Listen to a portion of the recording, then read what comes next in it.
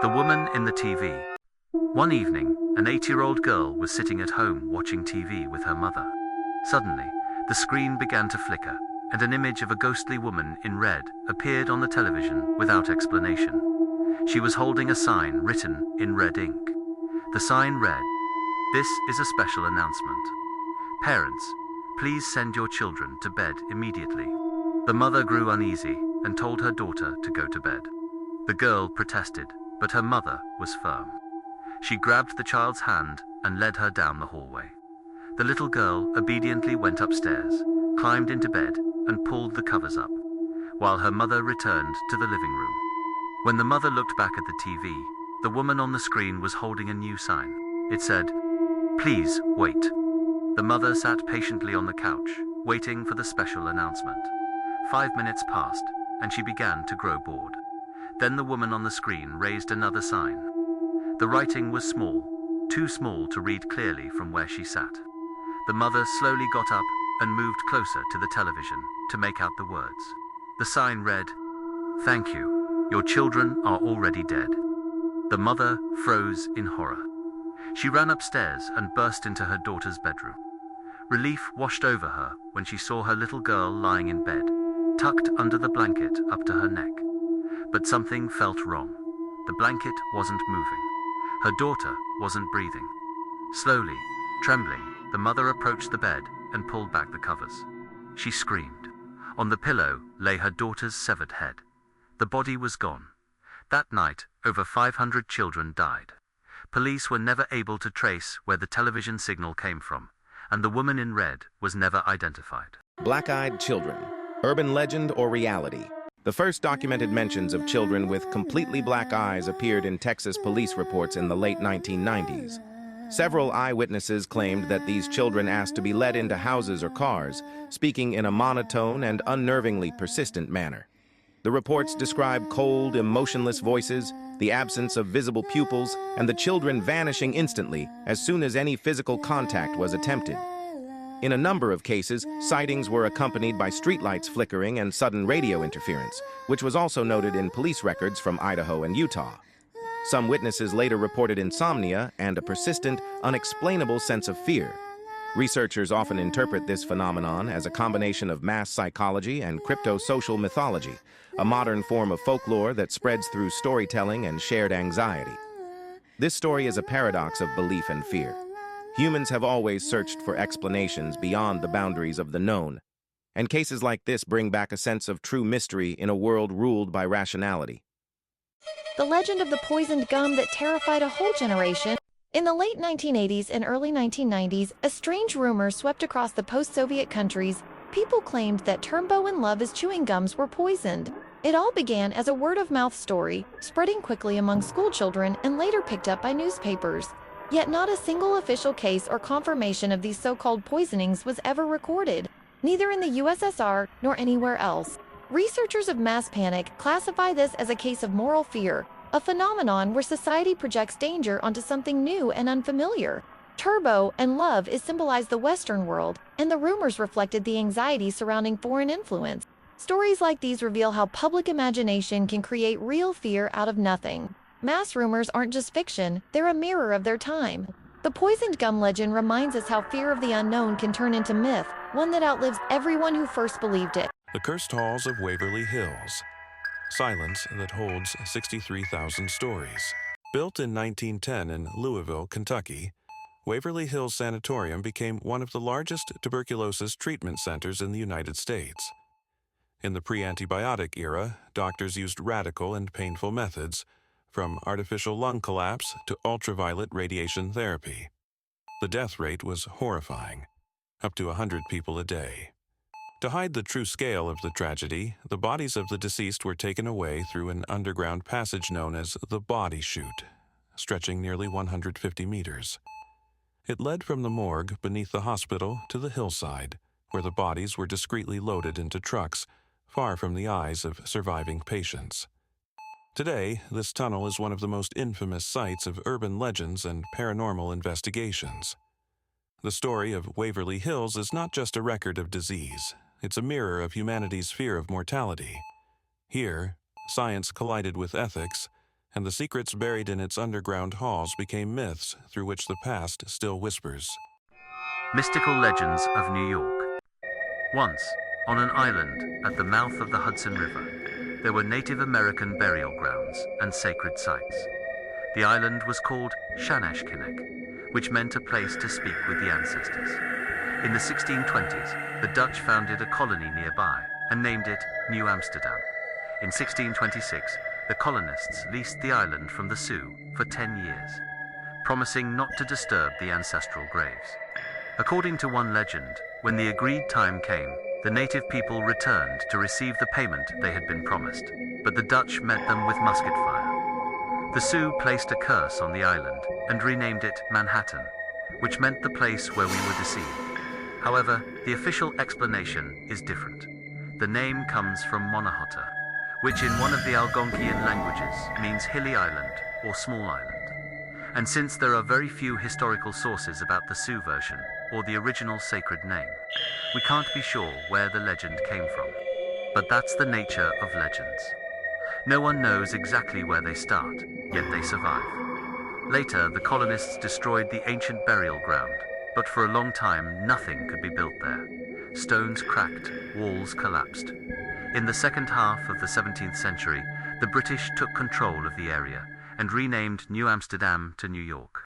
My mom is a pretty reasonable, level-headed woman, and she feels certain that she died many years ago. Back in the mid-90s, when my mom was pregnant with my older brother, she was driving home from the store and stopped at a stoplight. When the light turned green, she tried to go forward, but the gas pedal didn't work. Confused, she continues pushing on the pedal until a second later, an 18-wheeler flies through the intersection, running a red light. Had her car worked properly, she would have been pancaked by a massive truck going way over the speed limit. And that's not even the strangest part of her story. She says from that moment on, her memories diverge from the memories of those close to her. She remembers iconic song lyrics slightly differently from her friends.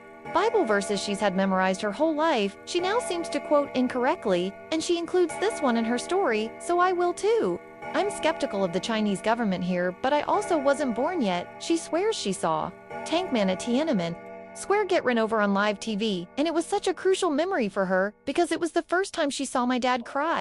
Now, no one she experienced these moments with shared the same memories as her. She doesn't have any idea of the mechanics of it, but she feels that she died that day at the intersection and was allowed to live on in another timeline or alternate universe where things are very, very similar but still slightly different. A 15-year-old girl lived with her father in a small house in the suburbs. Ever since her mother had passed away, her father had become her whole world. They had a wonderful relationship. One morning, the girl's father told her that he was leaving on a business trip and would be home very late. After saying this, he kissed her on the forehead, grabbed his briefcase, and hurried out of the house. Later that day, when the girl came home from school, she did her homework and sat down to watch TV. By midnight, her father still hadn't returned, so she decided to go to bed. She had a dream. She was standing on the edge of a busy highway. She looked across the road and saw a familiar figure. It was her father. He had his hands cupped around his mouth, as if shouting something to her. But she couldn't make out the words. When the roar of the traffic quieted down, she strained to listen. There was sadness in her father's eyes. He was desperately trying to tell her something. She barely managed to make out the words, "Don't open the door." Suddenly, the girl woke up to strange noises. Someone was knocking loudly and insistently at the door. She jumped out of bed, slipped on her slippers, and ran to the door. Looking through the peephole, she saw her father's face. He was staring straight at her. The doorbell was ringing again and again. "Wait, I'm coming," she shouted. She slid the latch open and was about to unlock the door, but stopped at the last moment. She looked through the peephole again. Something about his expression wasn't right. His eyes were wide open. He looked terrified. She put the latch back. "Dad," she called, "did you forget your keys? Dad, answer me. Dad, please. I need you to answer me. Is someone there with you? Why aren't you answering? I won't open the door until you answer me." The doorbell kept ringing and ringing, but for some unknown reason, her father didn't reply. The girl spent the rest of the night curled up helplessly in the corner of the hallway, listening to the constant ringing of the doorbell. It went on for about an hour before she finally drifted off into an uneasy sleep. At dawn, she woke up and realized that the ringing had stopped. She crept to the door and looked through the peephole again. Her father was still there, staring straight at her. She carefully opened the door, and what she saw filled her with unspeakable horror.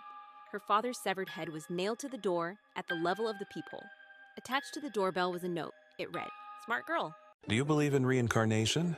It all started with sleeplessness. When Angela, from San Diego, welcomed her daughter Kimberly into the world, the newborn cried incessantly for 4 days, refusing to sleep. Although the crying eventually lessened, Kimberly still struggled to sleep peacefully. Angela found some solace in sharing a bed with Kimberly, but the underlying sleep issues persisted. Despite seeking medical advice, no physical cause could be found to explain Kimberly's insomnia. However, even stranger occurrences were yet to unfold. As Kimberly grew older, Angela observed her playing with an unseen companion. When asked about her playmate, Kimberly would simply reply that it was her sister. This was puzzling, as Kimberly was an only child.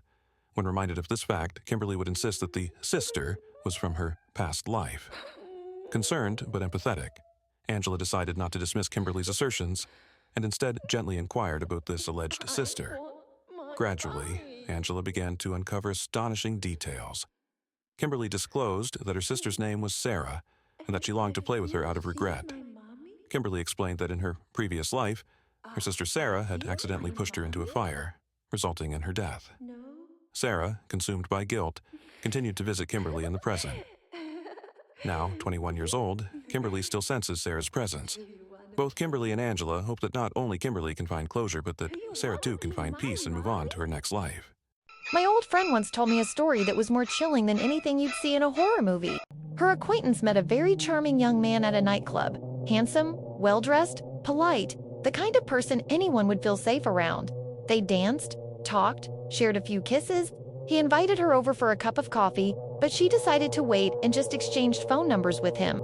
A few days later, irritation appeared on the skin around her lips, chin, and neck. In short, in the places where the guy had kissed her, the girl went to see a dermatologist she knew. Maybe he had once worked in forensic medicine, or maybe he was just a good specialist, but he determined that the skin was poisoned either by corpse bacteria or by corpse toxins.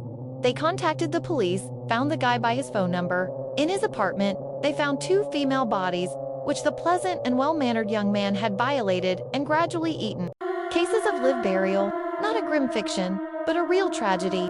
Live burial is not just a physical horror, it's a metaphor for how society sometimes buries the living, voiceless, unable to scream. These stories remind us that even in death, there must be a respectful dialogue with human life. In the 19th century, due to inaccurate methods of determining death, hundreds of people were buried while still breathing, especially often during cholera and typhus epidemics. Some even left wills asking not to be buried immediately or to be placed in safety coffins equipped with bells. In 1854, Germany, a skeleton of a woman was exhumed from a cemetery. Her fingers were broken, and deep scratch marks covered the coffin lid, signs of desperate attempts to escape. Such discoveries pushed authorities to introduce mandatory post-mortem observation and the creation of waiting mortuaries to confirm death before burial.